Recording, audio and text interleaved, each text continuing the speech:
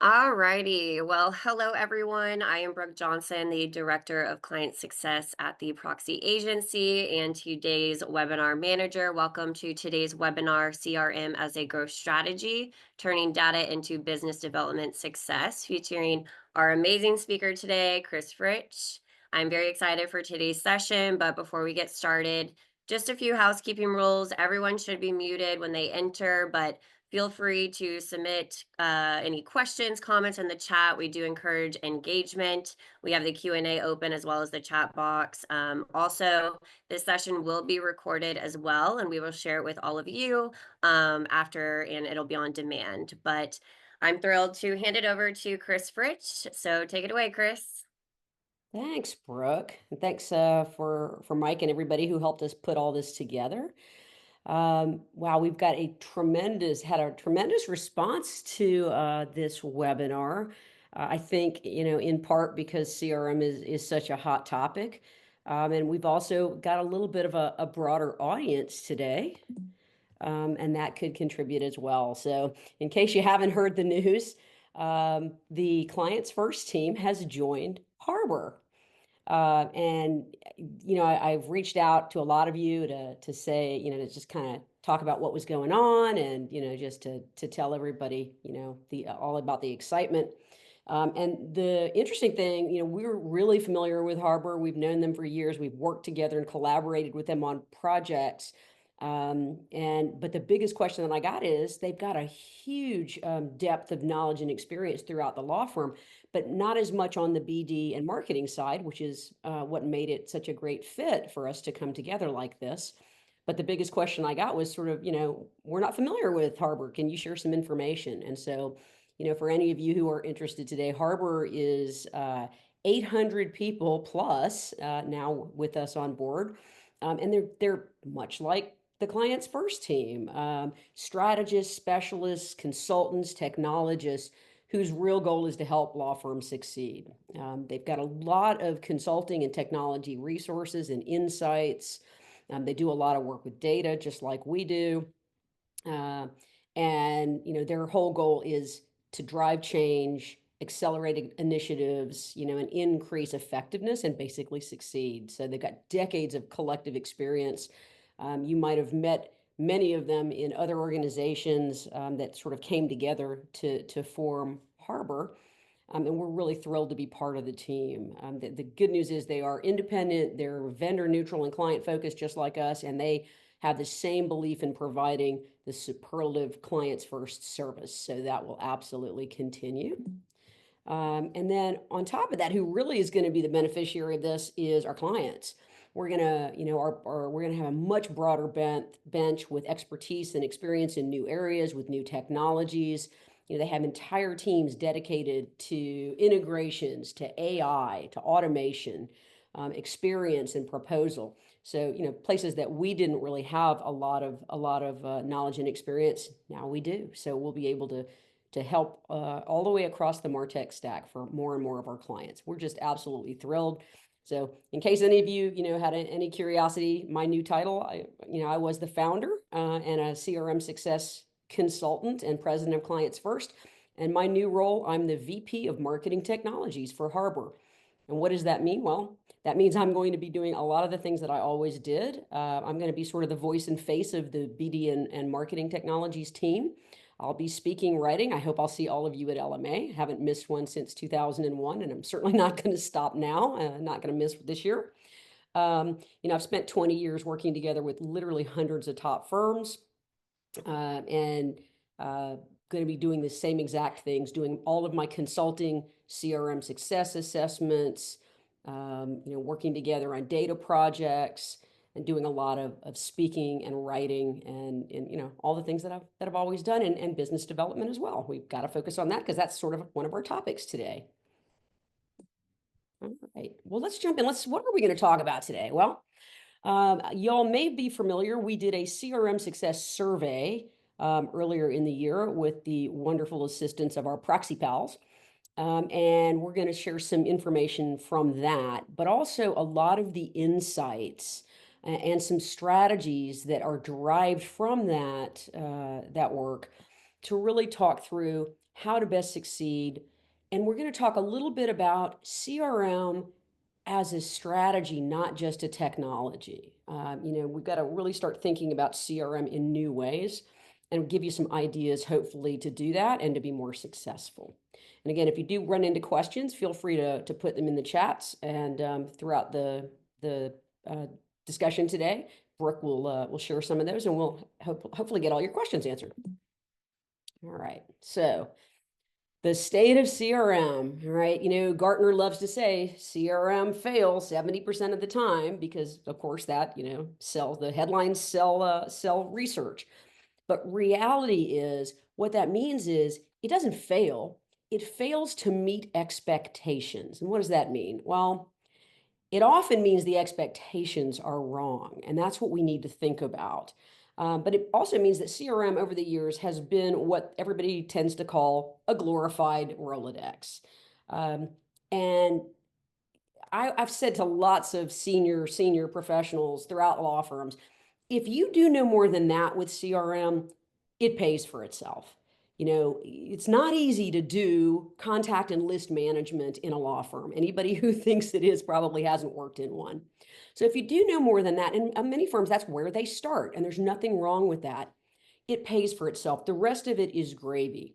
But the real focus going forward is let's have some gravy. We want to take CRM to that next level and take it into being a real game changer for growth.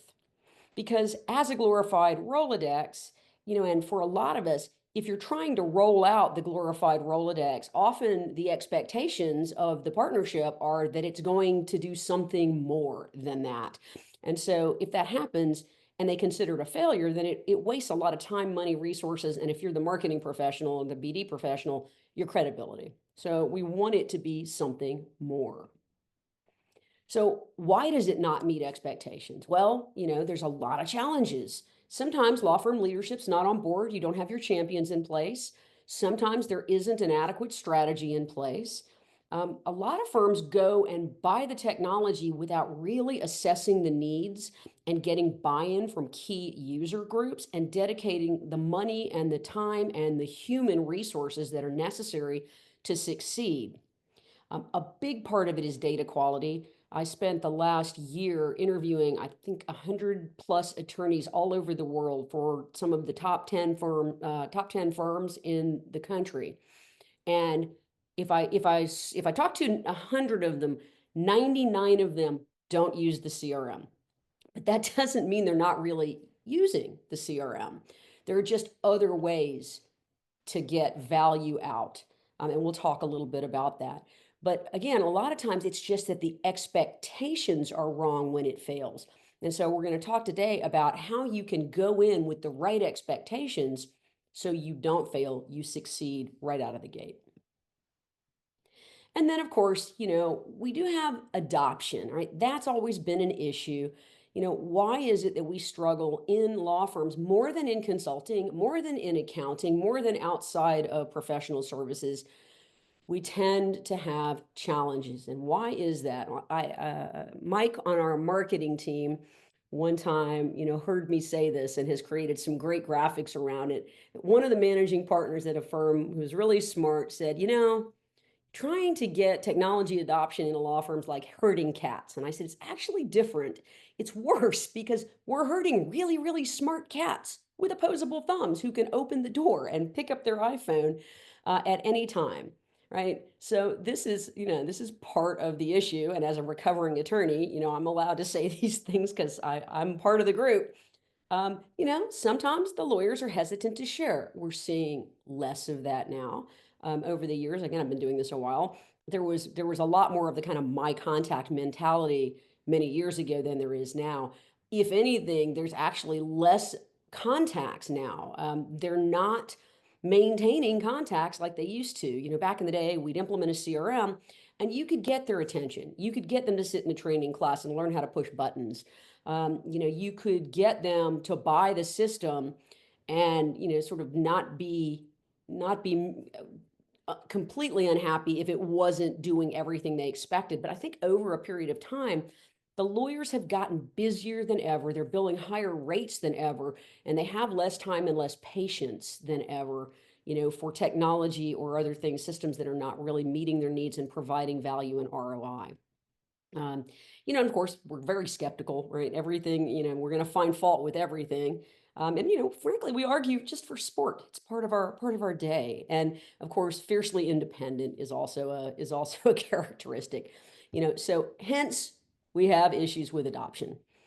For 20 plus years, when these systems came out in professional services, we've collectively been beating our heads against a wall, chasing what we call adoption, which was defined and the expectation set as all the attorneys are going to log into the system every day and actively use it, right? So firms would come and say, okay, so if I roll the system out and sign the contracts and get it all done in January, how soon will we be done with it? And I always say, you're not going to like my answer. You're never really going to be done with it because it's not a project or an initiative that has a final endpoint. Instead, it's a change and an improvement in how you manage your most important assets, your relationships, and your most important priorities for marketing and business development, right? And what has happened over the years is attorneys now, they're not using contacts like they used to because they're busy. Started about 10 years ago. I was in a Silicon Valley firm and I had an attorney say to me, Are we talking about like Outlook contacts? Because I don't have those. And at the time, my head, nearly hit the table. Like, what do you mean you don't have contacts? I don't keep Outlook contacts. I said, so what do you do? And he said, well, I go into Outlook and I search and I find the last email and I hit reply. Or I go to the signature block and I dial the phone number and I'm done. Okay, that is now the norm. So of those 100 plus interviews that I did, it used to be, 5%, 10% didn't keep contacts. Now, maybe 20% of all the attorneys that I interviewed even do keep contacts. It's completely reversed. That means a lot of things. It means that any Outlook collection from Outlook contacts through a sync process, which was the old way of capturing contacts, is really, really hindered. It's not going to work. It always was problematic because it creates a lot of bad data, duplicate data. People know the same people. People don't put information in. It's incorrect, incomplete, and dated data. They don't update things. But now we've gone back in time. I said, how do you manage your contacts? And the big answer was spreadsheet, Word doc, a stack of business cards on my desk, and the big winner was Post-it notes. So it's almost like we've regressed back to the old way of doing CRM. So, it now is the time to really think about new strategies, and the rates are higher than ever. I mean, I've got some attorneys that I spoke to who were billing just astounding rates, over $2,000 an hour. So you've got to start thinking about, do we really want all of these people who are billing all of this time and money, spending time entering data into a system, doing this type of data entry? And I've come up with the answer, it's sort of logical, is probably not, right?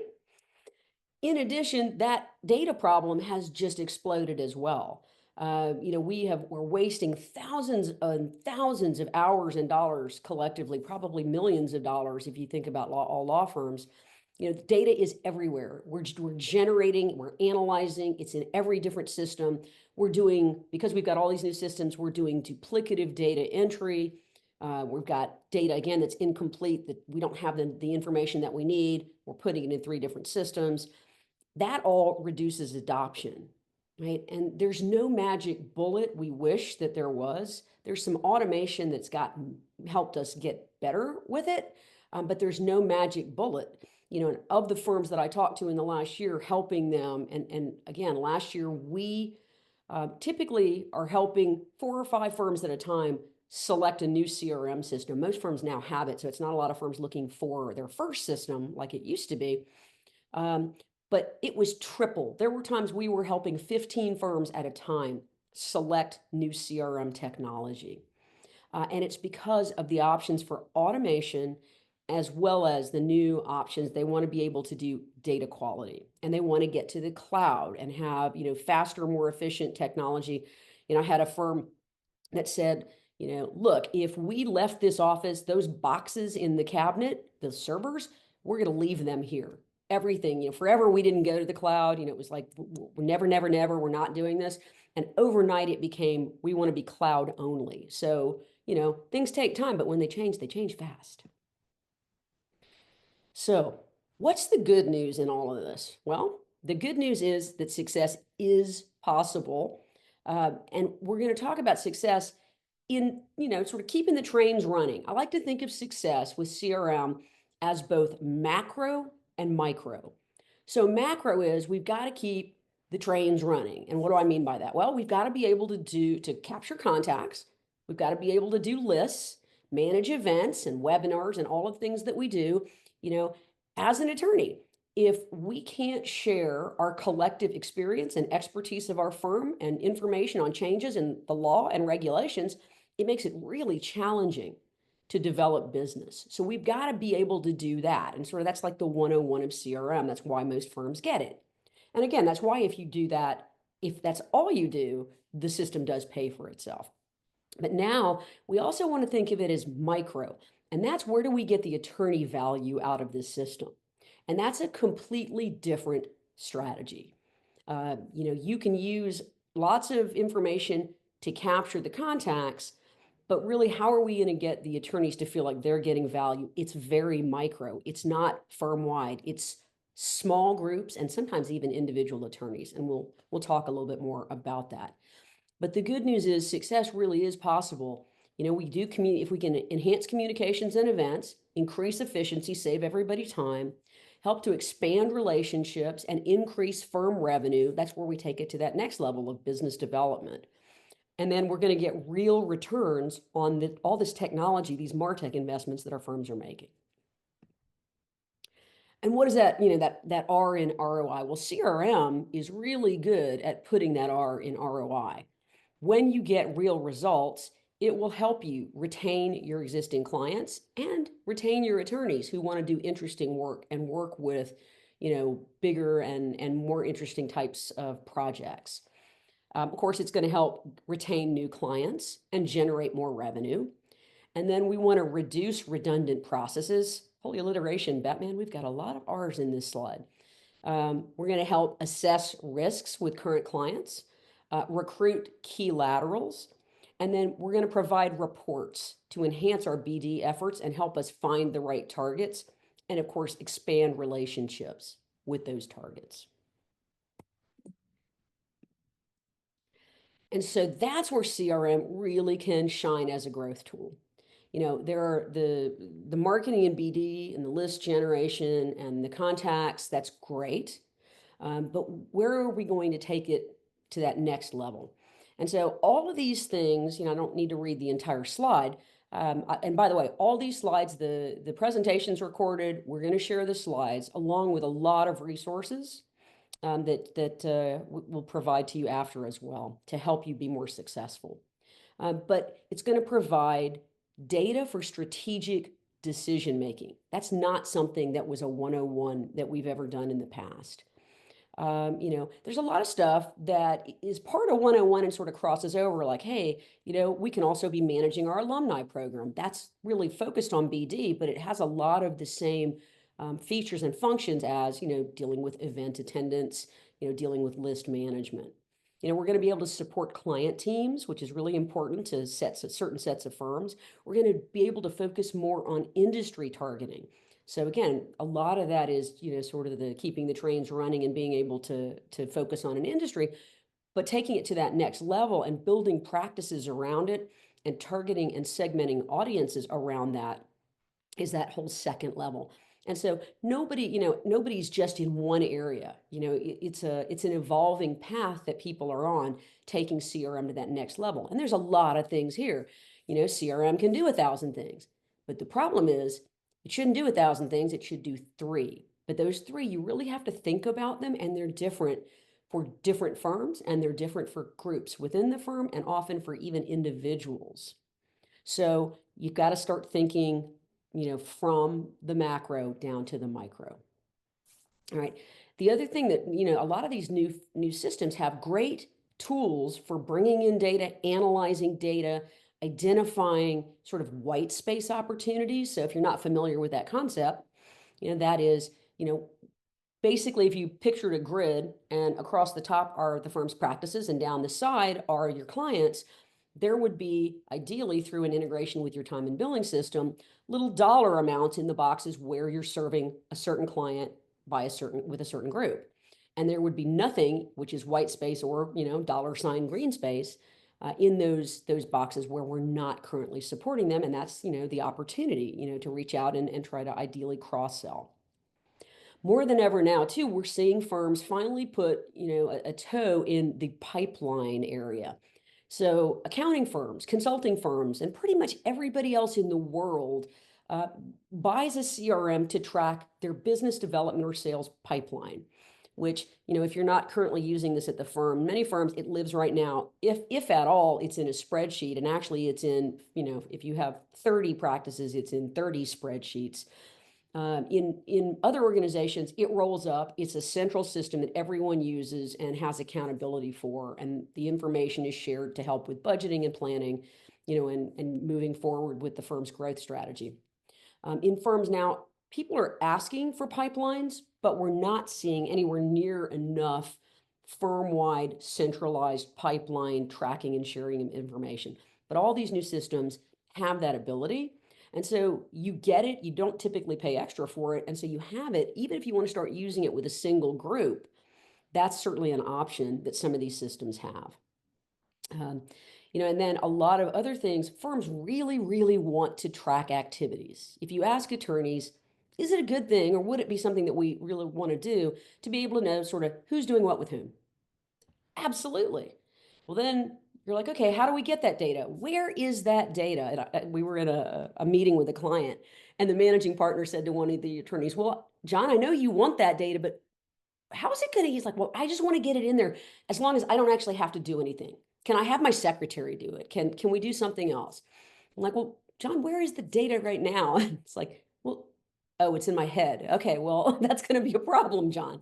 Right. So, you can have your assistant enter it. And in some of the firms that have been really successful with that, it's the hardest thing to do. To get people who are billing time to spend time using the system was hard, but actually having to put in an activity is even more challenging because the data really is sort of, it's in their office. They've got to get that data in.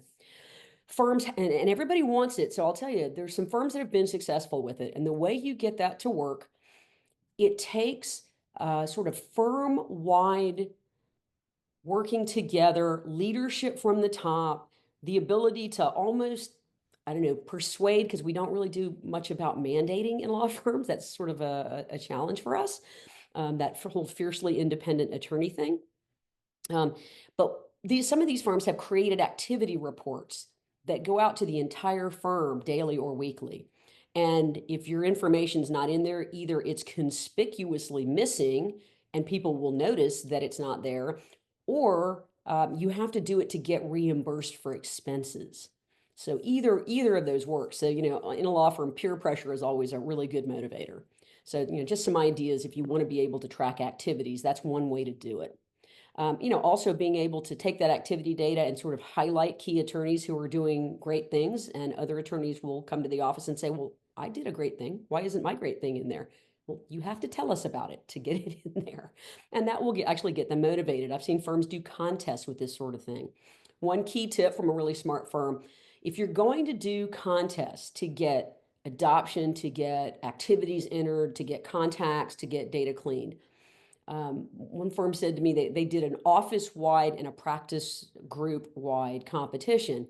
And the key was not only do you get whatever the goodie is that's being given, and usually the perks are really nice in these contests, the one key point is you also in that group or office have to have 100% participation within the group.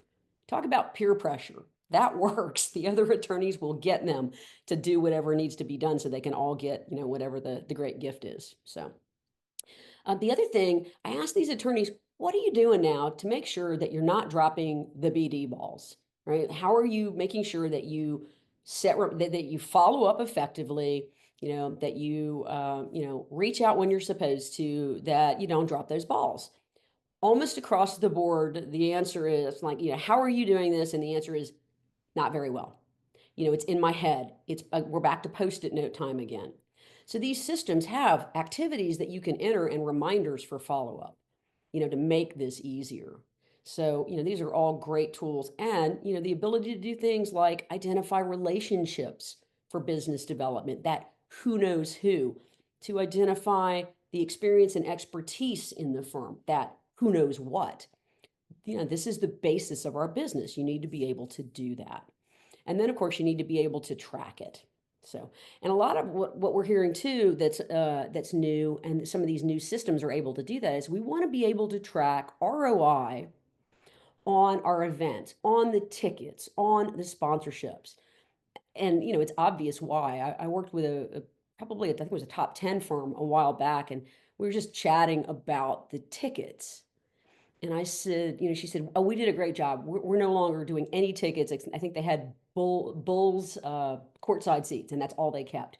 They said at one time they had 50 or 100 different sets of tickets across the country. And they looked at the budget, it was over $2 million in tickets. And the way that this bubbled to the top was, it wasn't a strategy session of, hey, this is a lot of money, we need to be more strategic with it. It was actually the opposite of that. They were giving the tickets that were unused because the partners weren't going with the clients. So they were giving them to associates or kind of whoever wanted them. And apparently at this firm, the associates had started sort of giving them, scalping them. And there were some completely random people in the box at one of the games who had bought the tickets someplace they probably shouldn't have. And nobody could figure out who these people were with these very expensive tickets in the box at a football game. And suddenly, now it's a strategic initiative that we need to focus on. The other thing is, people started focusing when the tax laws changed.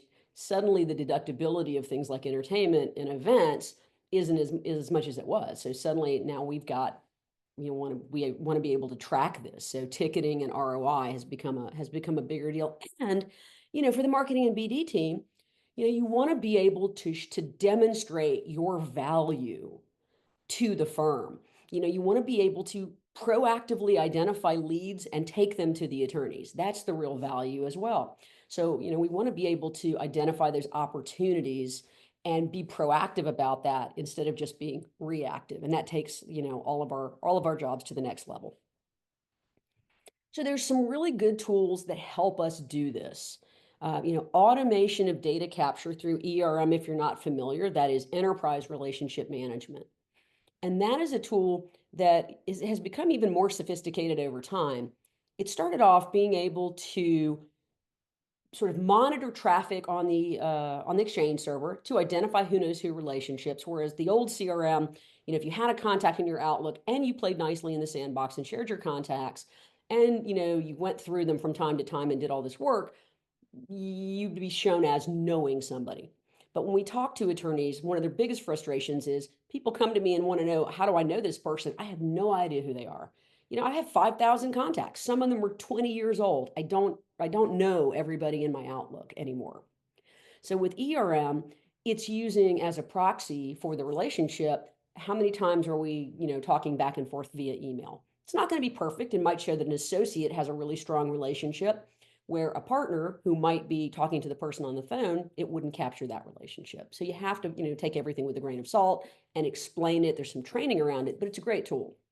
It also captures now those contacts from the signature blocks of emails. It's like, a business card scanner for your email signature blocks. Sounds great. All this stuff sounds great, but never underestimate the human element that is required. So I've worked in multiple ERM systems. They all get data and they never get it perfect, and they're not going to. And the thing with law firms, which is different than any other organization, is that data's got to be almost as close to 100% correct as it can be. The minute you let an attorney in and they immediately start looking for things, and that whole skeptical thing, let's find, and that's not right, that secretary of that person left 3 years ago, the data's bad, the system is bad, I won't use it. So it's really important that the data be correct. So that's a lot of the training around this. You've got to have data stewarding even for ERM. Fortunately, it takes a lot less time than the old Outlook methodology where everything was just a big mess and there were lots of duplicates. Now it's as simple as kind of looking to the left at a signature block and seeing, oh, this person has, 6 different degrees after their name and they didn't get put in the right box, or the mobile number is switched with the business number. Uh, the other thing that a lot of these new systems are going to have is dashboards and analytics for trend spotting and delivery devices for the attorneys. So now we're back to, we don't necessarily need attorneys to be logging into the system every day. So I worked with this accounting firm, pretty big size regional. And when we met, the managing partner said, look, this is our 3rd attempt at CRM and we're going to get it right this time. Everyone's going to use this every day. We're going to force them to use it. They're going to have to go in it to do this and this and this and this. And that's how we'll judge success. Now, they already had systems that did this, and this. So now we're going to have to either do things twice or abandon systems. And I said, I have a random, just crazy thought for you. What if attorneys didn't have to do any of those things, but you define success by getting value from the system, and only the ones who really needed the data and wanted to go in would actually do it? It's a lot easier. It's a lot less training. It's a lot more value. And by the time we were done with our assessment, that's the way that they went. They got an ERM to capture the contacts, and they have key business developers who have dashboards that were built just for them to manage their groups, or to manage their practice, or to see the key BD information that they need, to keep the business development, where it needs to be. So we have to, again, it's just a little tweak, but it's actually a big tweak. It's a lot, it's better for everybody, including the clients. And so it's a really important way to start thinking about things. Also, what about bringing in information from external sources, from data feeds, Cap IQ, PitchBook, these sources that we consider authoritative? We're using them already throughout the firm. What if we could bring them into the system, maybe to drive adoption, to improve business development? The challenge has been in the past that in a law firm, unfortunately, the perfect tends to be the enemy of the good. If the data is not exactly right, nobody's going to use it. The attorneys are going to look at it and say, there's 3 industries and I only see one, or whatever might be wrong. And so the way you get around that is, these are tools for marketing and BD to help support the attorneys. And only key attorneys will have to be trained to use the data. And you can tell them, look, we didn't have any data before. Now we're at 80%. And that's tremendous. But just know it may not be perfect all the time. And they're usually pretty receptive to that message. And then, the ability to really target and segment better, to bring in industry data so that we can do industry focused events, to bring in information on geolocation so we can, target an event we're having at a particular office to people who are within a radius of that office. Or we're going to New York, to see a client. Who could we see that's a prospect there while we've got some downtime? These are all features of some of these new systems, and that's why really there's such a rush that's been happening to get to this new technology. All right, we're going to talk about some strategies for CRM success, but I think this is nice break time. Brooke, do we have any questions? I don't think I have access to the questions panel, so. We do actually, from Mike Mellor. He Hi, asked, Mike. yes, he asked, to what extent is that regression intentional as a power or leverage move? For example, give me money or I'm taking my toys and going elsewhere. Are you sure you're not a lawyer? That's a little skeptical. No, I have not heard that. Actually, the I'm not going to share. I used to hear it half the time. I'm not going to. I need a way to make sure that nobody can go in and download the whole database. Used to come up. I never hear. I did hear it one time in the last year. Rarely hear that anymore. If anything, it's more apathy, I guess, or yeah, I guess it's like I'm just not keeping contacts and I'm busy doing other things. I just don't have time for any of this anymore. And I'm not hearing, ERM used to be, oh, it's Big Brother. However, will we get people to, to accept this? I don't hear, I mean, once a year, maybe twice a year, you hear that, not often. There are ways to keep attorneys out who don't want to play nicely. But I'm also seeing a lot more of the we are a firm, not a, I love this client said, we're not a hotel for lawyers, right? Everybody who sort of shares office space collectively, but doesn't really coordinate well. I'm seeing a lot more of the we are a firm, these are firm clients, not individual attorney clients. And that's been a change, sort of in the last probably 5 or 6 years. So I'm an optimist too. I like to think that that it's not that they're just trying to control their contacts for personal gain or whatever it might be. What else we got, Brooke? That's the only question so far. I'll keep a lookout and let you know. All right, feel free to toss some more. I made sure that we left some time at the end so that everybody could get some questions in. All right, so how are we going to be successful going forward? The goal here is there's a lot of information. If you just get a couple, two, three nuggets out of this, then I'm a happy person. That's the goal here, right? Um, the new strategy that I talk to all my clients about, I call it let lawyers be lawyers, right? Success is not defined by it's going to be defined by them getting value out, not putting data in, not by them spending time learning to use another, system or tool or technology. They've got overload at almost every firm. I have a firm we're working with, they're changing the CRM, the time and billing system, and their time entry, and they're putting in a data warehouse all at once. I mean, that's a lot. It's too much. Everybody, and again, everybody's so busy anyway.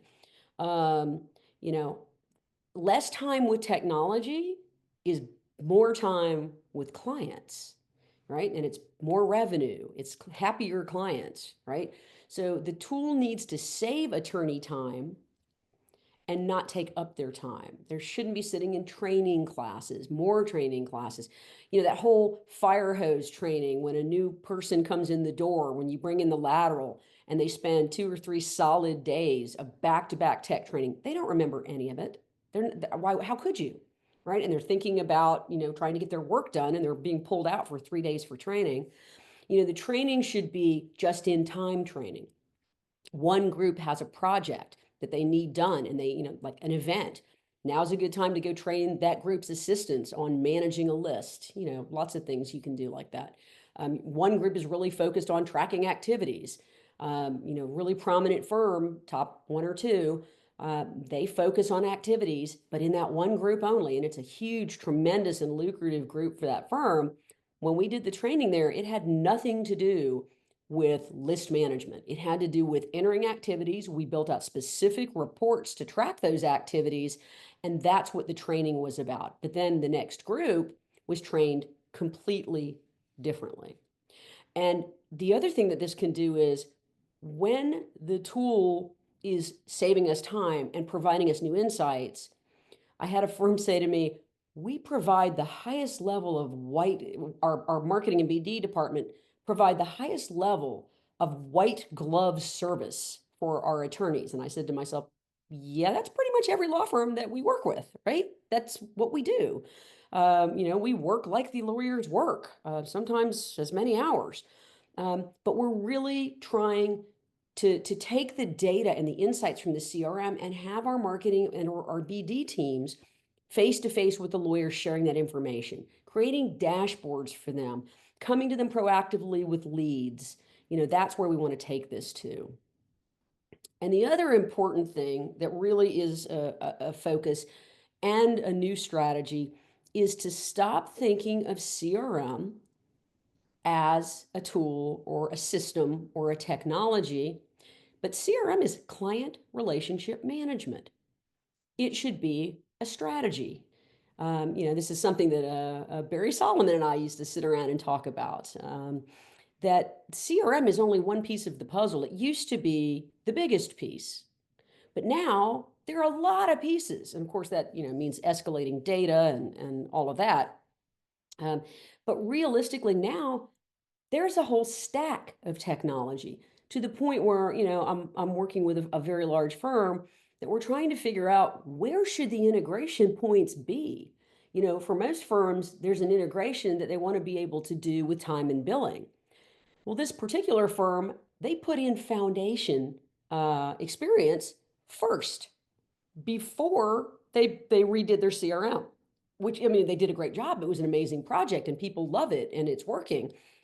But now they're like, well, now how are we going to get the data into the CRM? And where we don't yet have a data warehouse, which that'll be next year, but it's kind of that particular order is problematic and challenging because you want to be able to typically tie everything to the data warehouse. But now we have to figure out what's our strategy for getting the data in. Are we going to use the time and billing system, or are we going to use the experience system? What are we going to do? And it can make a lot of work. So again, that strategy is really important. Are we upgrading time and billing? I had a really prominent, wonderful firm that came to me and said, look, are we ready to do CRM? And I said, well, let's do an assessment. Let's meet with your key stakeholders, identify your needs and requirements, and find out. Well, what we unearthed was the finance department and the IT folks were replacing the time and billing system. And that would be okay, but integration with time and billing was the top priority of the marketing and BD team. And so you don't really want to do that twice. And it just, for a variety of reasons, it just made more sense. And the answer was right now, stay where you are. And at the time it was pandemic, and that was going to be a challenge as well. A few years later, we revisited it, and the answer was now we're ready. Time and billing has not just been done. We're familiar with it. It works. We're all trained on it. Now we can start the CRM rollout. And by the way, the CRM rollout should be phased for most firms. A lot of firms that we work with, when you first implement the system, you don't know what you don't know. And I've had firms that have come to us and said, hey, I need a list of all the out-of-the-box reports that come with the CRM. And some very sharp people on our team, if any of you know Megan from my team, Megan said, there are a lot of great reports, but let's get this in your hands first. Let's get you using it. And then we can get you the reports that you need, not the reports that are, the hundreds of reports that are in there for you to sort through and find out that maybe they don't meet your needs. Let's build the exact reports, the right dashboards, maybe different reports and different dashboards for different people in the firm. So for instance, when I do these assessments, I talk with a lot of lawyers, and I always ask them, is mobile important to you? Being able to get to this data while you're out of the office. Half of them say it is absolutely the most important thing, and I wouldn't use it without it. And the other half say, couldn't care less, won't use it. So again, it's one size fits one. You've got to have it. But does that mean you need to train everybody on it? Well, no. Clearly, it's a waste of time for the half of your firm who say they're not going to use it. But then some people, I had a firm where one of the attorneys in China said, I don't even use my laptop. Everything I do is on an iPad or a mobile device. I've had firms where one of the lawyers laughed at the other one. She's like, he goes into litigation and he doesn't even open a laptop. He's completely mobile. And then there are people that are like, I never leave my office. I'm always on my desktop machine. So it's about, we're now we're even more micro. We're talking about individual lawyers within a group who work differently. And then we've also got, the whole MarTech stack now is client relationship management. And how is that going to work together? So you've got the CRM, and many of them come with a built-in ERM, but some don't. And some have one, but you can also choose an outside provider. So you really have to, in many cases, evaluate them separately. And then you've got to start, same thing with e-marketing. For years, we all had to buy a separate e-marketing tool, and you had to figure out which CRM that worked with. Well, now we've got the third type of CRM that has a built-in e-marketing tool. So two of them now have that. And one of them you can use theirs, or you can, integrate one of the others, but they don't all work collaboratively. Some work with one and some work with the other. So again, when we do these assessments, we really talk through every piece of the tech stack. Because that's a really important thing to consider. You don't want to have, if you like, okay, we have this e-marketing system and we love it and we paid a lot of money for it and we want to continue to use it. All right, well, that may limit the number of CRM providers that you should be looking at because a couple of them don't integrate with it at all. So, and now we've got experience. So that's a huge piece. Even in the last 5 years, that has become, a huge priority for a number of firms. Is we want to be able to track our collective experience. People tried for years to do it in the CRM, not very successfully. In the last few years, there are a couple systems that kind of have it built in, and firms have done better with that. It's still evolving. And then there are some really cutting edge tools by firm size for bigger firms and medium firms and smaller firms, that a lot of firms are really focused on. And should that be a separate system or should that be a piece of the CRM? Proposal too, if you get experience, some of them have proposal, but then there are separate pieces of technology that just do proposal generation and tracking. And how are you going to do that, and how do all these pieces play nicely? And then of course, you've got your website that we've had. That's sort of our oldest technology, but we're generating bios now. We've got bios on the website, but we might need, if one attorney has a bio on the website, they might have more than one because they're in different groups. They might have multiple bios that are used for pitches and RFPs and to go into those proposal packets. So are those systems going to talk? So now I think you can see that really this whole client relationship management has to be a well thought out and well planned strategy if you're going to succeed and get beyond, just that glorified Rolodex. All right, Brooke, have we got any questions? We do from actually we have a couple coming through from Mark. He asked, "How many CRM providers do you represent? Are there some that you like better than others, for example, based on Gartner's ratings?" Yeah, so we are, like I said, vendor neutral and client focused, fiercely independent, like the lawyers, right? We don't represent any specific system. In the last year, I have recommended 7 different systems, probably some inside kind of in our industry that have been sort of configured for it or configured for accounting, and some that are outside of legal. There's different considerations depending on the firm. So oftentimes, a vertical law firm focused system is a good fit within the law firm because you've got the whole Salesforces of the world and the dynamics of the world that are they're very not so much challenging. It takes a lot of time, money, and expense to configure them to our very unique needs. And so there are vendors in the industry who work together with those companies that build on that platform specifically for law firms. And as an added benefit, they can sell the seats a lot cheaper to the law firms than it would be to go to, directly to, one of the external vendors.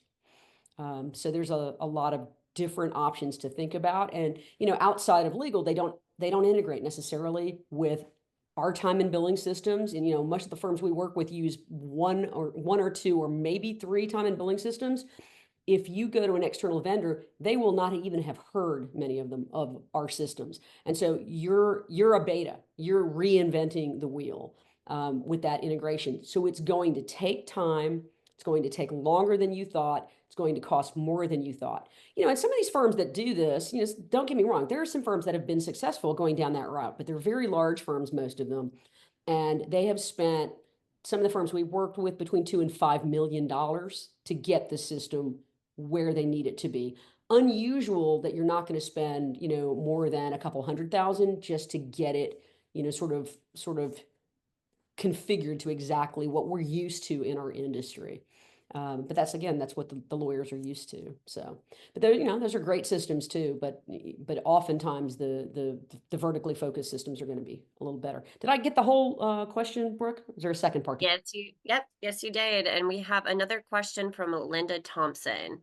"How do you respond when lawyers say this looks pretty cool, but unless other lawyers use it, it's not as useful to me? I don't want to Oh, be the only contributor. I yep. can't simultaneously get critical mass using the system. I need some lawyers to take the lead and to set an example so others will follow." Yep. Great question. Got that last week, in fact. So the ERM captures the contacts of all the lawyers. That's the beauty of it. right? So you just turn that on firm-wide, and some of the systems work differently in terms of licensing.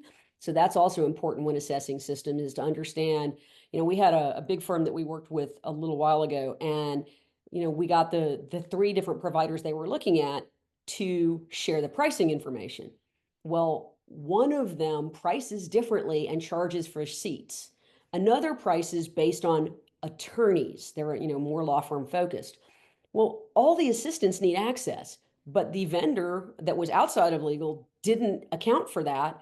And we went back and said, look, these numbers are not apples to apples. We need to know how many total licenses are going to have to be paid for. The difference was just a little bit, $1 million different pricing, because they left that little nugget out.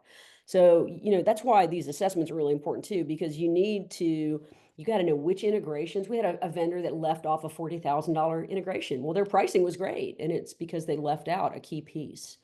Not everybody knows this. Not everybody's done a CRM implementation before.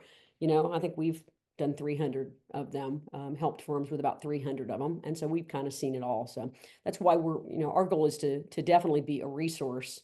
The resources that we're providing we've got lots of resources for success on the website. We did our CRM survey last year. Anybody who would like to have the results of that, happy to share that. And please do, reach out for help. Anybody on our team is happy to take a call absolutely anytime to share information, ideas, and best practices for success.